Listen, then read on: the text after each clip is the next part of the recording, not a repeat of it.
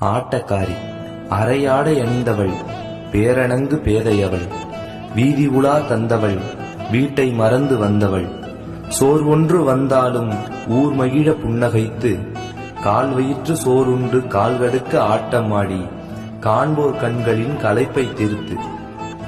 ஆண் கூட்ட மத்தியிலே உன்னாட்டம் நடக்குதடி, உன் ஆழ்மனதின் போராட்டம் கூட்டத்திலே யார் அறிவார்?